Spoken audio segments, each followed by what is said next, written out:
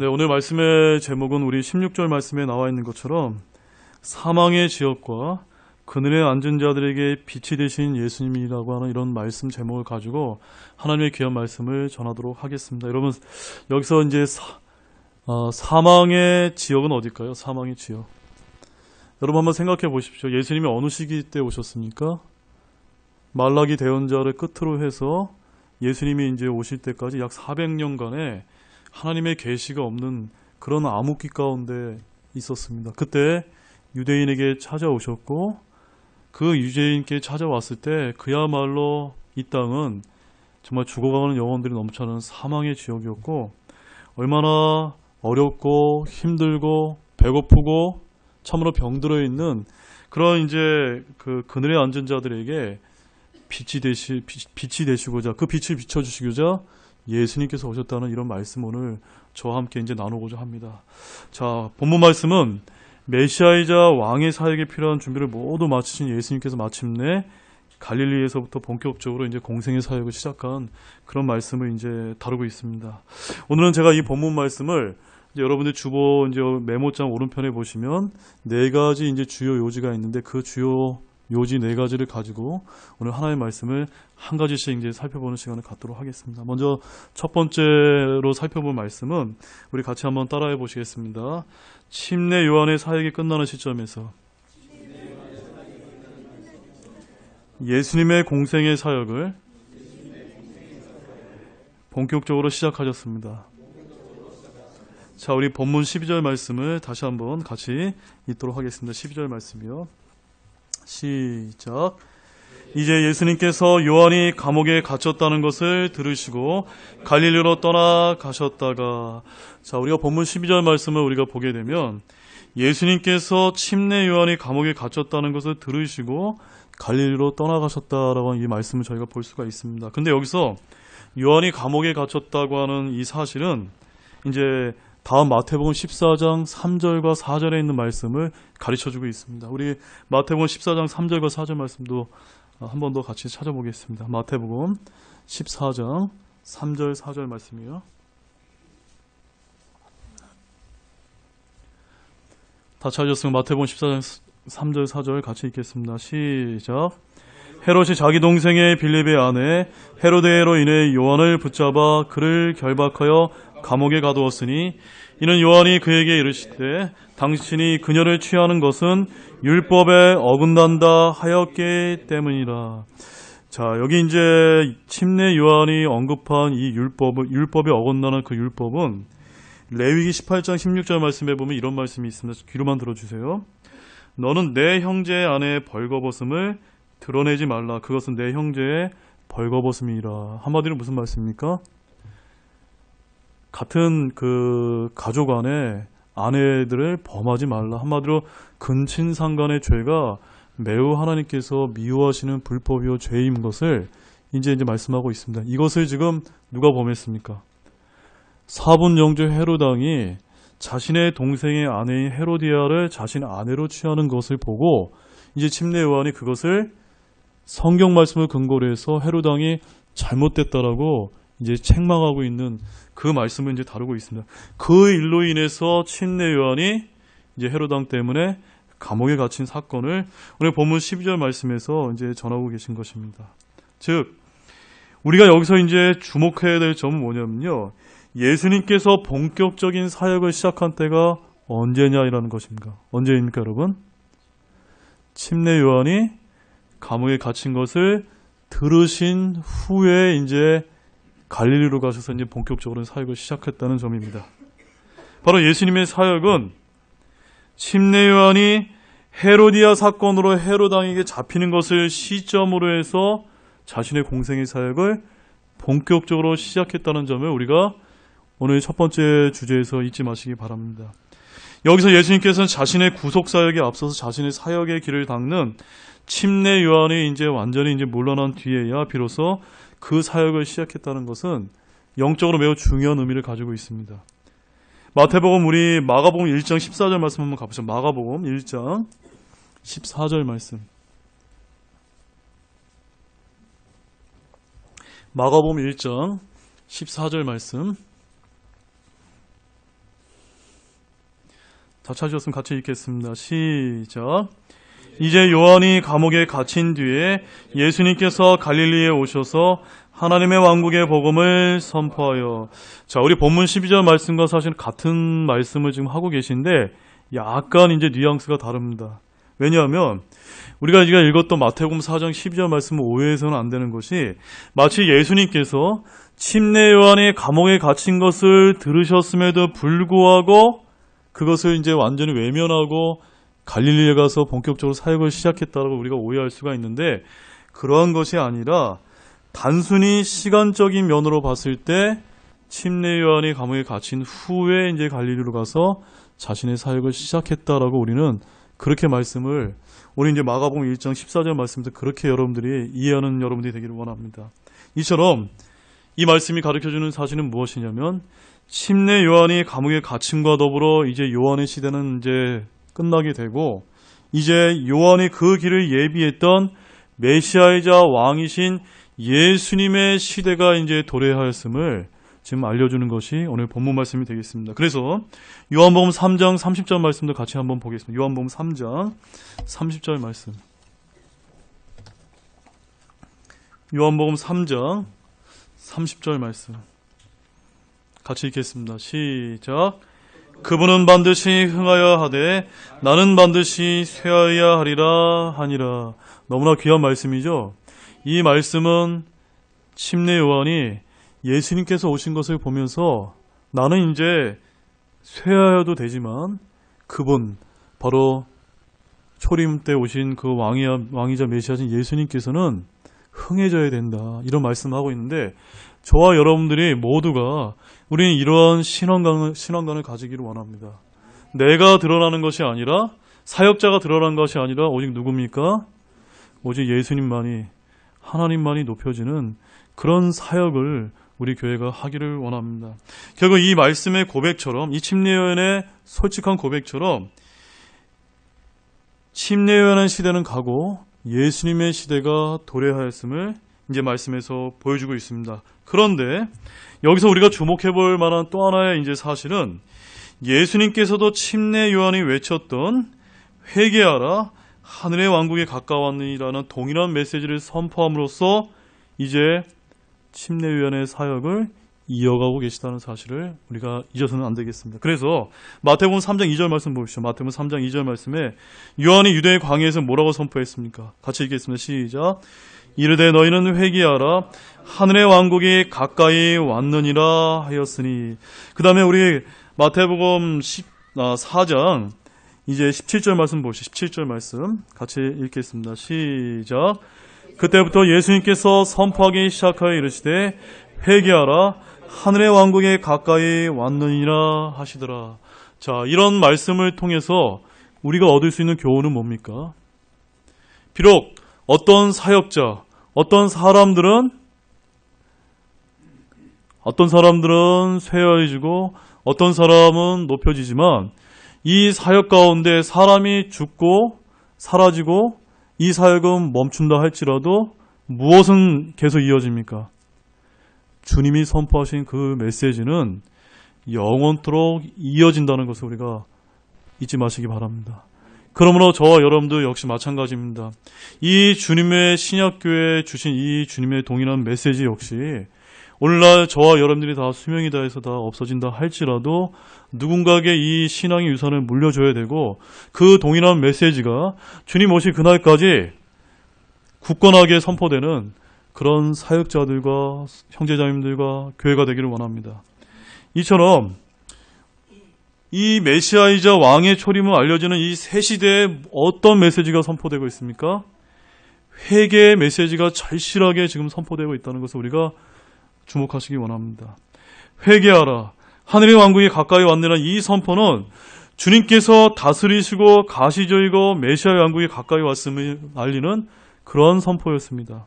따라서 오늘날 저와 여러분도 예수님이 다시 오셔서 이제 곧 얼마 안 있으면 자신의 왕국인 천년왕국의 여신의 마지막 때가 가까이 왔다는 것을 잊지 마시기 바랍니다. 얼마나 많은 징조들과 세대들로 인해서 그런 주님의 왕국이 가까이 있음을 우리가 알 수가 있지 않습니까? 이럴 때 저와 여러분이 필요한 것이 무엇입니까? 예, 맞습니다. 바로 우리들의 불법과 죄들과 지금 이 세대들 가운데 이제 창궐하고 있는 그런 주님이 미워하시는 불법과 죄들에 대해서 저와 여러분들이 한 성령 안에서 한 마음으로 회개를 부르짖기를 원합니다. 그리함으로써 우리를 위해서 구원해 주신 주 예수 그리스도 그 구세주를 전하고 찾는 데 우리가 매진하는 저와 여러분 되기를 원합니다. 자, 이제 두 번째 교훈 따라해 보시겠습니다. 예수님께서 본격적으로 택하신 첫 사역지는 갈릴리 지역이었습니다. 자, 우리 본문 11절에서 12절 말씀을 같이 읽겠습니다. 본문 11절 12절 말씀입니다. 시작. 이에 마귀가 그분을 떠나고 보라 천사들이 와서 그분을 섬기니라. 이에 예수님께서 요한의 감옥에 갇혔다는 것을 들으시고 갈릴리로 떠나가셨다가, 자, 이제 이 마태복음의 기록자인 마태는요, 침례 요한의 감옥에 갇힌 후에 예수님께서 갈릴리 지역에서 본격적인 사역을 시작하였음을 제가 이제 앞부분에서 살펴보았던 것을 전해드렸습니다. 그런데 제가 이제 11절 말씀을 여러분에게 이제 살펴보고 같이 읽어본 이유는 뭐냐면요, 이 11절과 12절 사이에는 어떠한 시간적인 간격이 있다는 것을 여러분에게 이제 알려드리기 위함입니다.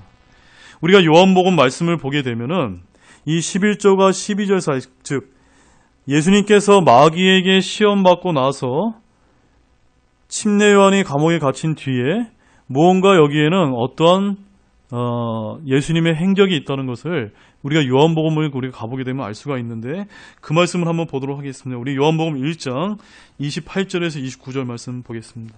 요한복음 1장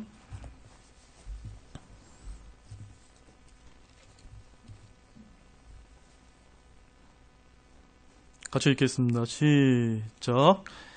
이 일들은 요한이 침례를 주던 곳인 요르단 건너편 베다바라에서 일어났더라.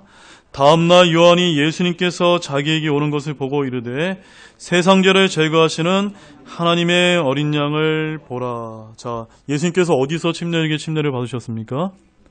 베다바라는 곳에 침례 받으셨고, 우리 마태복음의 기록에 의하면은 바로 어떻게 하셨죠? 이제 광야에 가서 마귀에게 40일 동안 시험 받으신 사건을 기록하고 있는데, 여기 요한복음에서는 지금 1장 29절 말씀에서는 다시 예수님께서 침례 요한에게 찾아오셔서 세상죄를 제거하신 하나님의 어린 양을 보라고 하는 그 이제 말씀이 이제 전달되고 있습니다. 자, 그 다음에 이제 쭉 넘어가시게 되면은 가나안 2장에서 가나안의 혼인잔치, 또 3장에서 니고데마로 가는 바리새인을 만나게 된 다음에 4장에서 사마리아 여인의 이 예수님을 만나고, 그 다음에 이제 4장 43절 말씀 한번 보겠습니다. 4장 43절 말씀 같이 읽겠습니다. 시작. 이제 이틀 뒤에 그분께서 거기를 떠나 갈릴리로 들어가시니. 자, 여러분, 제가 뭘 말씀드리는지 여러분 아시겠습니까? 마태복음 본문 11장과 12절의 그 사이에 어떤 말씀이 들어가 있는 겁니까? 바로 요한복음 1장 29절에서 4장 42절의 그 말씀이 거기에 지금 포함되어 있다는 것입니다. 따라서 침례 요한이 잡히기 이전의 사건이 이 기간 중에 있었음을 이제 마태복음에는 생략이 되어 있지만 요한복음은 그것을 아주 자세하게 이제 나타내주고 있습니다. 그래서 예수님께서는 광야에서 시험을 받으신 후에 요르단강으로 돌아오셔서 침례 요한으로부터 세상죄를 제거하는 하나님의 어린 양으로 불리신 다음에 잠시 유대 땅에 이제 거하셨다가 어디로 가셨습니까? 이제 갈릴리로 이제 들어가셔서 오늘 마태복음 4장 12절 말씀처럼 요한이 감옥에 갇힌 것을 들으시고 갈릴리로 이제 떠나가시는 그 사건이 이제 시간적으로 그렇게 이제 연결이 된다는 것을 보여주고 있습니다. 자, 사랑하는 여러분, 요한을 제외한 마태, 마가, 누가와 같은 다른 공간복음의 저자들은 이 예수님의 초기 유대 지역에서 머무던 내역을 생략했는데, 그 이유는 무엇이냐면요, 바로 예수님의 갈릴리 지역의 사역에 보다 관심이 많았기 때문인 것으로 보입니다. 본문을 비롯한 마가와 누가 등 공간복음의 다른 기록자들은 또 마찬가지로 갈릴리 지역을 좀 강조하고 있는데, 그 말씀 한번 보겠습니다. 마가복음 1장 14절 말씀 보겠습니다. 마가복음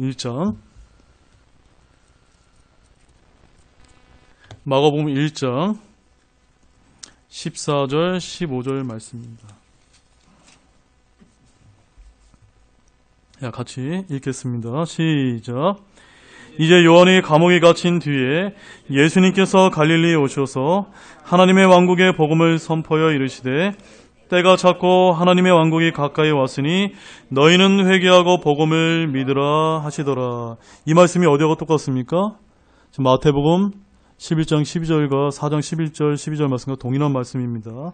또 누가복음 4장 13절부터 15절 말씀도 한번 보겠습니다. 누가복음 4장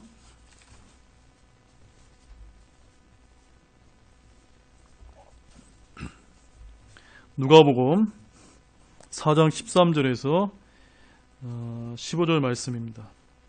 네, 같이 한 목소리 읽겠습니다. 시작.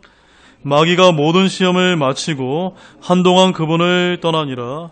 예수님께서 성령의 권능을 입고 갈릴리로 돌아오심에 그분의 명성이 주변 온 지역에 두루 퍼지니라. 그분께서 그들의 회당들에서 가르치시며 모든 사람에게 영광을 받으시더라. 자, 제가 이제 정리를 해드리겠습니다. 우리가 이 말씀을 왜 살펴봤냐면 마태와 마가와 누가는 지금 동일하게 지금 기록하고 있죠, 여러분. 우리 마태복음 4장 11절과 12절 사이에는 아까 요한복음 1장 29절에서 4장 32절까지의 그 사건들이 포함되어 있고 다시 이제 4장 12절이 시작되면서 예수님께서 지금 어디에서부터 공생의 사역을 시작한 걸 보여주고 있습니까? 바로 고향이 있는 갈릴리 지역으로 다시 돌아온 것을 가르치고 있다는 것을 이제 보시기 바랍니다. 여기서부터 본문 12절과 13절 말씀이 연결된다는 것을 보시면서 다시 본문 4장 12절 13절 말씀을 다시 한번 읽도록 하겠습니다. 4장 12절과 13절 말씀입니다. 같이 읽겠습니다. 시작. 이제 예수님께서 요한이 감옥에 갇혔다는 것을 들으시고 갈릴리로 떠나가셨다가 나사렛을 떠나 스불론과 납달리 경계 해안에 있는 가버나움에 와서 거하셨으니. 자, 우리가 이 말씀을 오해하시면 안 됩니다. 12절과 13절이 지금 연결된 이제 문장을 보여주고 있는데 이 말씀을 보게 되면 예수님께서 갈릴리로 떠나가셨는데 그곳에 있는 나사렛도 떠나고 또 가버나움에 와서 거한 것으로 마치 이제 우리가 그렇게 말씀을 이제 읽게 되는데 사실은 여러분이 영어 킹제임스 성경을 보시게 되면은 12절 맨 끝에 어떤 이제 문장보호가 있는 것을 보게 되냐면 어떤 문장보호가 있습니까? 세미콜론이라고 하는 문장보호가 있는 것으로 보아서 어떤 독립된 진술이 아니라 이 독립된 각각 사건의 진술이 연관성을 갖고 있다는 것을 알려주기 위해서 세미콜론이 이제 찍혀져 있다는 사실입니다. 이것은 뭘 뜻하냐면 갈릴리 지역과 나사렛과 가버나움이 각각의 다른 지역들이 아니라 이스라엘 팔레스타인을 보게 되면 팔레스타인의 윗부분이 하나의 이 북부 지역이 다 갈릴리 지역입니다. 이해가시죠? 그 갈릴리 지역에 어떤 지역이 포함된 겁니까? 예수님의 고향인 나사렛과 가버나움이 포함되어 있다는 것을 우리가 기억할 필요가 있습니다. 그래서 오늘 본 말씀 12절과 13절 말씀이 그렇게 표현이 되어 있습니다. 바로 실제로 갈릴리 지역은 예수님이 성장하고 자라온 나사렛을 비롯해서 첫 사역지인 가버나움을 포함한 팔레스타인 북부 지역 전체를 가르치는 지명이기 때문에 갈릴리와 가버나움이 별개의 지역이 아니라는 것을 우리가 이해할 필요가 있습니다. 자, 사랑하는 여러분, 제가 이렇게 공생의 첫 사역지로 갈릴리 지역을 강조하는 이유가 있습니다. 그 이유는 뭐냐면요, 이러한 갈릴리 지역은요, 당시 정치, 경제, 종교의 중심지였던 예루살렘으로부터 멀리 떨어진 곳이었기 때문에 유대 지역보다는 외부적인 방해를 덜 받으면서 메시아로서 초기 사역을 시작할 수 있다고 하는 그런 이점을 이제 보이기 때문입니다. 자, 이제 세 번째 교훈을 한번 살펴보겠습니다. 따라해 보겠습니다. 예수님께서는 자의적으로 행동하지 않으시고 철저하게 하나님의 말씀에 따라 사셨습니다. 자, 본문 14절 말씀 보겠습니다. 4장 14절 같이 읽겠습니다. 시작.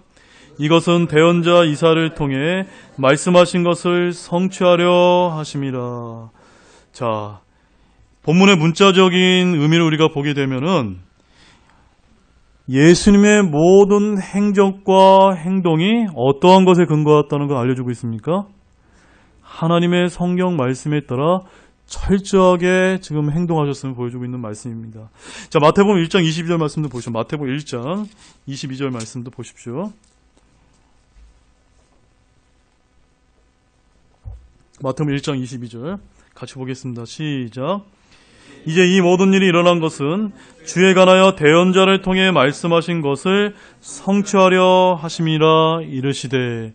우리가 이런 말씀을 통해서 알 수 있는 것처럼 예수님의 태어나심과 예수님의 모든 행적과 첫 사역 역시 다 무엇에 근거했습니까? 하나님의 말씀에 근거해서 철저하게 이제 행동하셨다는 것을 우리가 잊어서는 안 되겠습니다. 특별히 오늘 본문 마태복음 4장 우리가 이제 12절에서 우리가 이제 16절까지의 말씀은 대언자 이사야에서 이미 행했던 그 말씀을 따라서 예수님께서 행하셨음을 이제 보여주고 있는데 그 말씀 한번 보겠습니다. 이사야서 9장 1절에서 2절 말씀 한번 보겠습니다. 이사야서 9장 1절에서 2절 말씀. 자, 9장 1절에 그 소제목이 뭐라고 기록되어 있습니까? 약속된 아들의 정권, 이라고 기록되어 있죠. 여러분, 약속된 아들의 정권 누굽니까? 바로 예수님께서 이 땅에 오셔서 자신의 왕국인 천년왕국을 통치하시는 것을 말씀하고 있는 것이 지금 이사야서 9장 1절에서 지금 7절까지의 말씀입니다. 그래서 7절 말씀 보세요. 7절 말씀. 우리 7절 말씀 먼저 읽겠습니다. 시작. 그의 정권과 화평의 번창함이 끝이 없으며 그가 다윗의 왕자와 그의 왕국에 군림하여 그것을 정비하고 이제로부터 영원토록 판단의 공의와 정의로 그것을 굳게 세우리라. 만군의 주의 열심히 이것을 이루리라.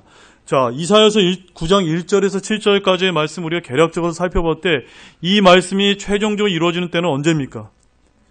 바로 천년왕국 때 예수님께서 지상 재림할 때를 가리키고 있는 말씀이 바로 이사야서 9장 1절에서 7절 말씀인데, 예수님께서 초림하셨을 때 이 예수님의 왕국이 이루어졌습니까? 연기가 됐습니까? 연기가 되었습니다. 이 연기될 것을 성령님께서 아시고 1절부터 7절까지 전체를 다 인용한 것이 아니라 오늘 마태복음에서는 9장 1절에서 2절만 부분적으로 인용했다는 것을 우리가 좀 기억할 필요가 있습니다. 자, 그래서 1절, 2절 같이 한번 읽겠습니다. 시작.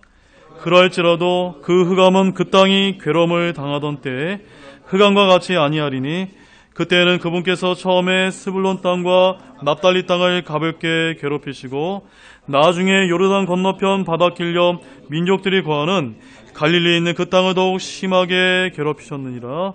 어둠 속에 다니던 백성이 큰 빛을 보았고 사망의 그늘진 땅에 거하는 자들 곧 그들에게 빛이 지었도다. 이 말씀이 오늘 본문 우리가 읽었던 마태복음 4장에서 그대로 이제 부분적으로 인용되었다는 것을 우리가 알 수가 있습니다. 한마디로 말씀해서 예수님께서는 이 땅에 오셔서 철저하게 하나님의 말씀을 이루기 위해서 행동하셨다는 것을 잊지 마시는 여러분이 되기를 원합니다. 그래서 예수님께서는 이 땅에 오신 것도, 또 마태복음 2장 15절에 이집트로 피난 가신 것도, 또한 마태복음 2장 23절 말씀을 통해서 이집트에서 다시 이스라엘 땅으로 돌아오셔서 나사렛에서 성장하신 것도, 또 우리가 살펴봤던 공생의 사역 기간 동안 가버나움에 거하신 건 모두 구약에서 대언자를 통해서 말씀하신 그 대언의 말씀을 성취하게 한 것이라는 것을 지금 마태가 계속해서 지금 우리에게 기록해서 알려주고 있습니다. 그러므로 마태복음에 의하면 예수님은 어떠한 행동도 자의적으로 하신 것이 하나도 없음을 잊지 마시기 바랍니다.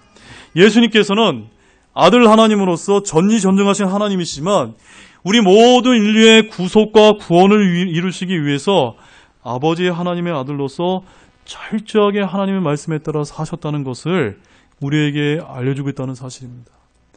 예수님께서 이렇게 사셨다면 저와 여러분도 어떻게 살아야 되겠습니까? 우리 역시도 할 수만 있다면 완벽하지는 않지만 하나님의 말씀에 기록된 말씀에 따라 살려고 애쓰는 저와 여러분이 되기를 원합니다. 자, 이제 마지막 네 번째 교훈, 가장 중요한 말씀입니다. 우리 마음을 다 집중해서 이 말씀을 들으시기 원합니다. 네 번째 교훈 따라해 보시겠습니다. 예수님께서는 사망의 지역과 그늘에 앉은 자들이 있는 소외된 곳에서부터 공생의 사역을 시작하셨습니다. 네, 우리 본문 15절과 16절 말씀, 본문 15절과 16절 말씀 같이 읽도록 하겠습니다. 시작. 스불론 땅과 납달리 땅과 요르단 건너편 바닷길 옆 이방인들의 갈릴리여, 어둠 속에 앉은 백성이 큰 빛을 보았고 사망의 지역과 그늘에 앉은 자들에게 빛이 솟아올랐도다 하였느니라. 자, 16절 말씀을 보게 되면 우리가 읽었던 이사야서 9장 1절과 2절 말씀이 그대로 이루어지고 있는 것을 볼 수가 있습니다. 이처럼 예수님께서는 어둠 속에 앉은 백성이 큰 빛을 보았고 사망의 지역과 그늘에 앉은 자들에게 빛이 되신 예수님을 우리가 알 수가 있습니다. 이 말씀처럼 불신과 죄악으로 영적인 어둠 상태에 있던 자들이 예수 그리스도를 통해 새 빛을 보게 되었고 사망의 저주 아래 놓인 자들에게 새로운 생명과 구원을 얻을 수 있게 됨을 여기서 말씀해주고 있습니다. 왜냐하면 예수님이야말로 이 세상의 참 빛이요 생명이 되시는 분이기 때문입니다. 우리 요한복음 1장 9절 말씀 보겠습니다. 요한복음 1장 9절 말씀.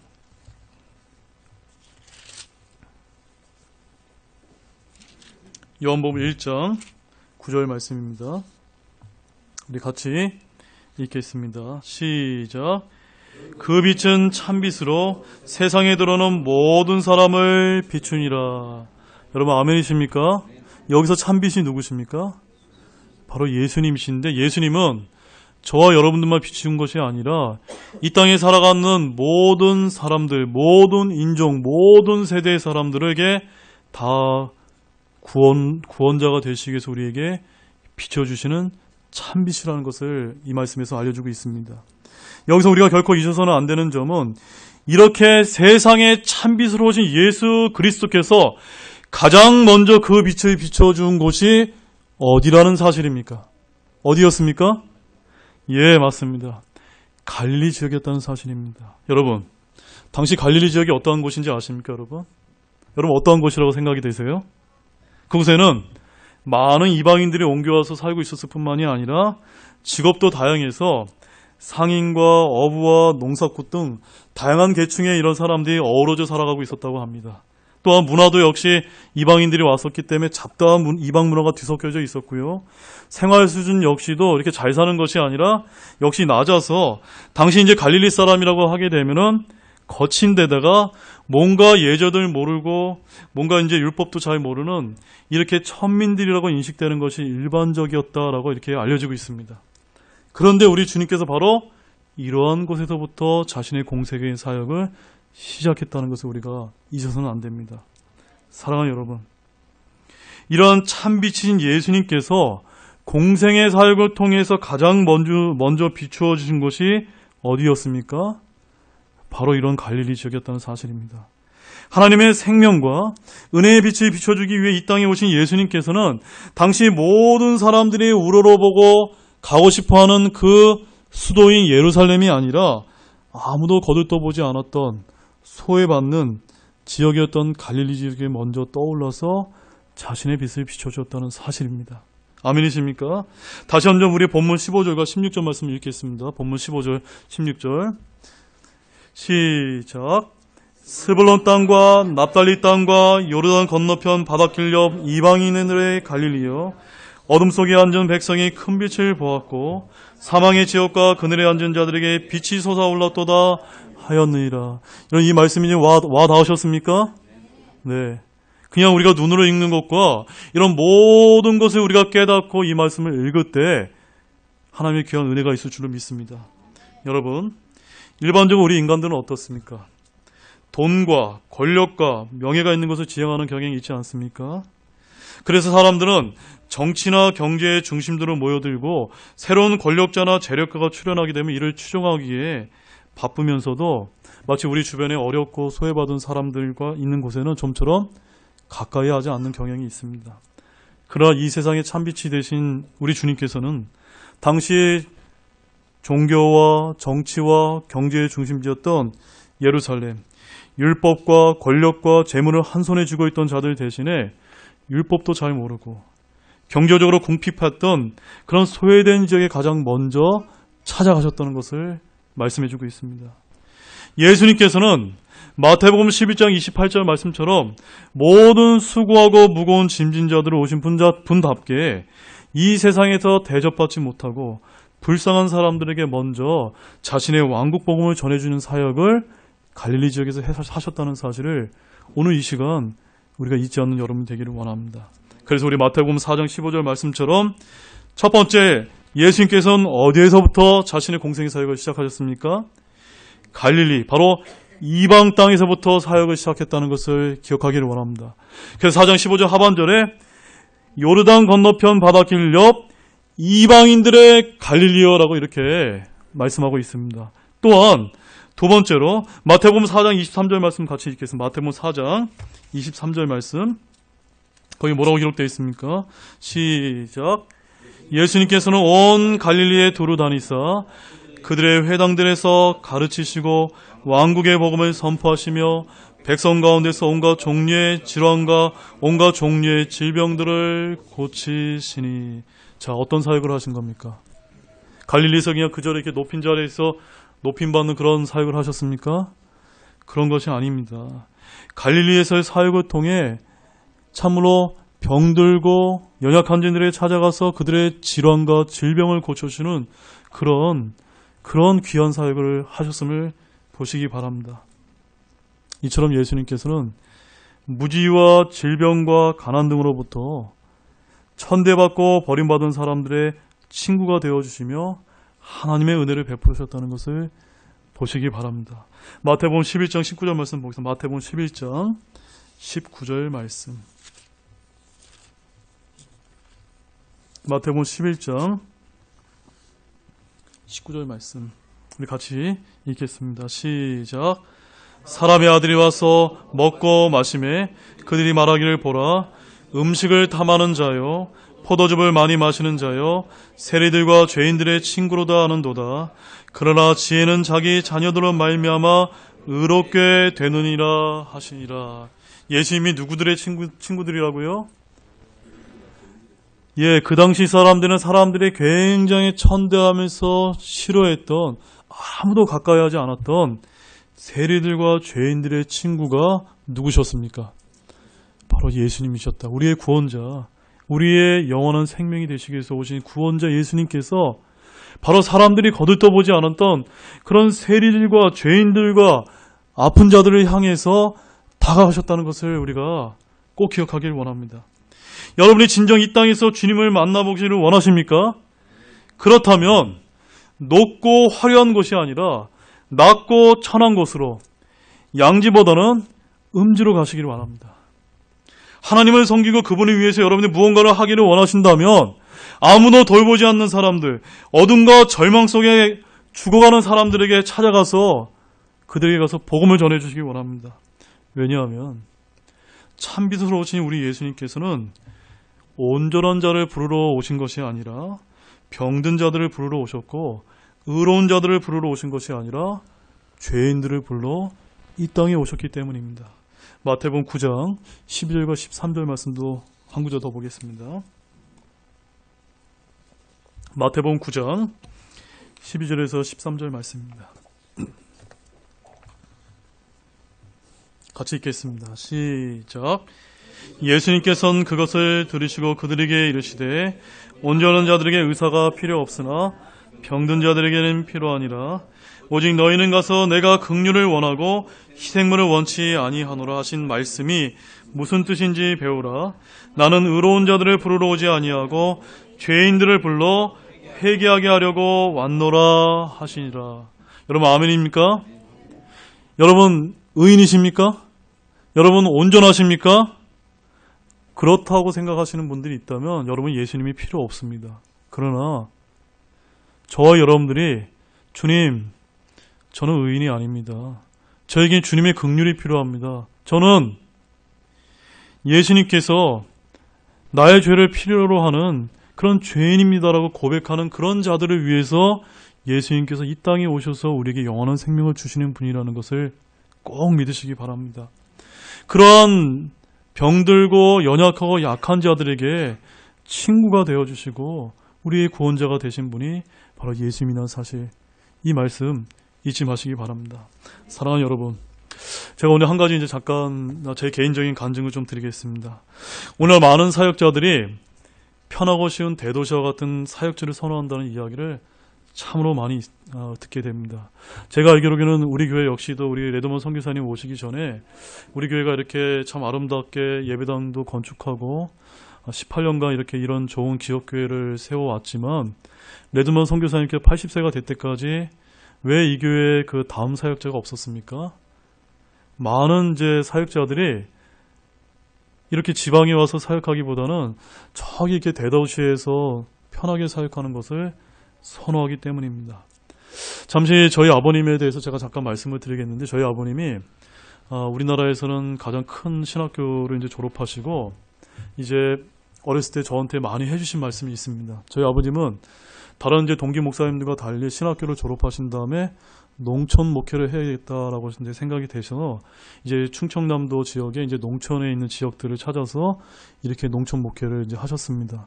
그랬다가 잠시 이제 자녀들을 이제 교육시켜야 되니까 이제 잠시 이제 서울에 와서 사역을 하시다가 또다시 이제 나의 이제 사역의 원래 초심은 이 서울이 아니라 이제 농촌이었지라고 해서 나중에 이제 경기도 파주에 가서 이제 20년간 이제 목회를 하시고 이제 거기서 이제 은퇴를 하셨는데, 아무튼 저는 이제 어렸을 때부터 저희 아버님부터 이제 그런 이야기를 참 많이 들어서 제가 여기 이제 진해교회 내려올 때도 참 많이 갈등을 했습니다. 아버님한테 이제 배웠던 것들. 근데 오늘 우리가 살펴봤던 이런 말씀들을 이렇게 살펴보게 되면 우리는 대도시냐 지방이냐 농촌이냐 이런 것이 중요한 것이 아니라 우리 주님의 일꾼이자 사역자들은 어떻게 우리가 사역지를 정해야 됩니까? 주님이 가라고 하는 곳에 우리가 가야 되는 것이 진짜 사역자가 아닙니까? 근데 오늘날 이제 이 시대에는 그런 사역자들이 아니야. 어떻게 하면은 내가 조금이라도 큰 교회를 이루어 보기 위해서 편하고 쉽고 그런 것을 선호하는 그런 아주 이런 세태를 보면서 참으로 안타깝기 그지없다라고 이제 여러분에게 말씀을 드립니다. 그래서 오늘 이 말씀을 통해서 우리 주님께서는 어떠한 사역지를 선택하시고 어떻게 사역하셨는지를 한번 보시기 바랍니다. 오늘날 수많은 사역자들과 사람들의 선호와 달리 예수님께서는 천대받고 소외받은 사역자들로부터 아픈 자들을 고치시고 왕국 복음을 선포하기 시작했던 이 귀한 사실을 저와 여러분들이 잊지 마시기 바랍니다. 따라서 앞으로 우리 교회 역시도 정말로 주님처럼 사역을 하는데 부족하나마 애쓰는 그런 귀한 교회가 되기를 소망합니다. 자, 이제 결론을 맺겠습니다. 우리 17절 말씀 한번 같이 읽겠습니다. 마지막으로 4장 17절 말씀 같이 읽겠습니다. 시작. 그때부터 예수님께서 선포하기 시작하여 이르시되 회개하라, 하늘의 왕국이 가까이 왔느니라 하시더라. 자, 여러분, 저와 여러분들이 갈릴리 사람들이라고 한번 생각해 보시기 바랍니다. 우리가 어떤 사람이라고요? 갈릴리 사람이라고 생각해 보십시오. 이렇게 내가 부유하고 마음이 높아져 있는 사람이 아니라 정말 구원자 예수 그리스도처럼 이 천대받고 소외받는 우리에게 예수님이 찾아오셔서 지금 어떠한 말씀을 전해주고 계십니까? 회개하라, 하늘의 왕국이 가까이 왔느니라. 이 말씀이 그들에게 얼마나 큰 감동을 주었겠습니까? 그렇지 않습니까? 바로 예수님이 이러한 선포를 하셨다는 것을 잊지 마시기 바랍니다. 하늘의 왕국의 왕이신 예수 그리스도께서 도저히 이 왕국에 들어갈 수 없다고 천대받던 갈릴리 죄인들에게 먼저 회개를 선포하셨습니다. 참으로 예수님께서는 사망의 지역과 그늘에 앉은 자들에게 자신의 빛을 먼저 비추어 주셨습니다. 그러므로 지금 이 순간에 역시도 저와 여러분들 가운데 이런 참빛이신 저와 여러분을 비춰주고 계신 이 예수님을 아직 영접하지 못한 그런 분들이 계시다면 오늘 이 순간 이 시간 결단하시면서 주님께 나와오셔서 주님, 제게도 빛을 비춰 주셔서 저를 영원한 지옥의 형벌에서 구원해 주시고 예수 그리스도의 생명으로 구원받게 해달라고 결단하고 기도하고 예수님께 찾아오는 그런 귀한 시간이 되기를 원합니다. 자, 우리 다 같이 일어나시겠습니다. 혹시 일어서는 것이 불편하신 분은 앉아서 이렇게 기도하셔도 좋겠습니다. 오늘 이제 들은 말씀을 가지고 잠시 기도하는 시간을 갖도록 하시겠습니다. 오늘 저는 여러분들에게 한 4가지 이제 교훈을 말씀을 드렸습니다. 예수님께서는 우리 사람들과 달리 크고 높고 화려한 곳이 아니라 정말로 천대받고 소외받은 지역에 오셔서 참 빛을 비춰주시고 그들에게 왕국 복음을 선포해 주시고 죽어가는 영혼들에게 복음을 선포함으로 말미암아 우리를 영원한 지옥의 형벌에서 우리를 구원해 주셨습니다. 지금 이 시간 여전히 내가 이 참빛이신 예수님을 내가 아직 모르는 분들이 있다면 이 시간 결단하면서 기도하시면서 예수님께 나오시길 원합니다. 잠시 기도하는 시간을 갖도록 하겠습니다. 기도하시겠습니다.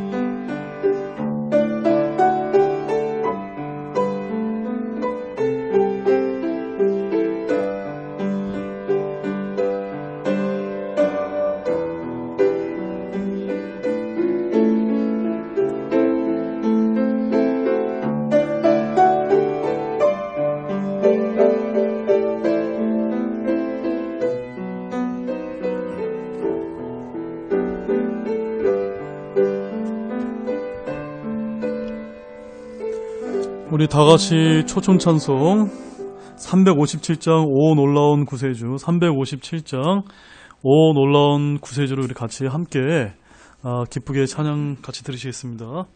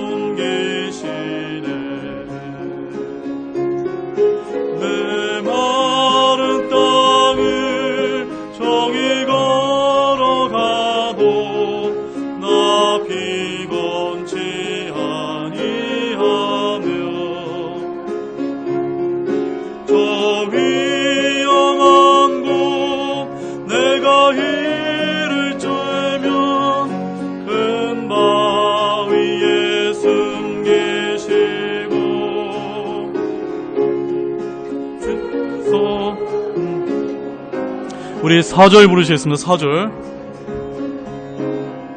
주 예수님 공중에 임하실 때 나 일어나 마시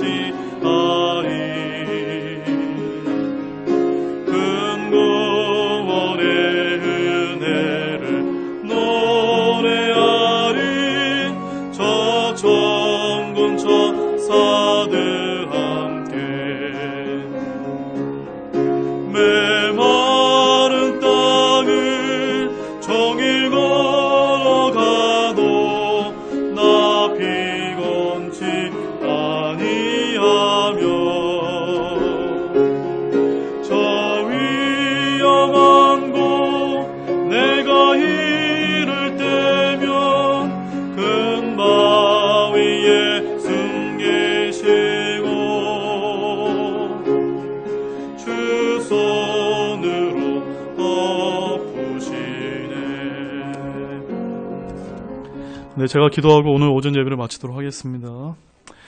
하나님 아버지 참 감사를 드립니다. 오늘 말씀처럼 사망의 지옥과 그늘에 앉은 자들에게 이 소외된 곳에게 찾아오셔서 우리에게 복음을 들려주시고 우리를 구원해 주신 것에 대해서 참으로 감사를 드립니다. 주님, 저와 여러분, 저희들 역시도 우리 주님의 삶은 이런 삶을 본받아서 참으로 높고 화려한 것이 아니라 이 세상 가운데 주 예수 그리스도의 복음이 필요한 그런 자들에게 찾아가서 비록 어렵고 힘들고 남들이 거들떠보지 않는 그런 사람들이라 할지라도 우리 예수님의 생명이 있는 저와 여러분들이 그런 사람들에게 찾아가서 예수님의 복음의 참빛을 들려줄 수 있는 그런 복음의 삶을 살 수 있도록 저와 여러분들을 인도해 주시기를 원합니다. 이 자리에 여전히 아직도 이 예수님이 어떠한 분인지 알지 못하는 분이 있다면 우리 죄인들의 친구가 되어주기 위해서 우리에게 영원한 생명을 전해주기 위해서 갈보리 십자가에서 자신의 피를 쏟아 흘려주시고 묻히시고 죽으시고 묻히시고 부활하신 그 예수님을 통해 구원 얻을 수 있다는 그 놀라운 사실을 오늘 믿고 돌아가는 그런 귀한 시간이 될 수 있도록 도와주시길 원합니다. 감사를 드리며 이 모든 말씀을 예수님의 이름으로 기도드렸습니다.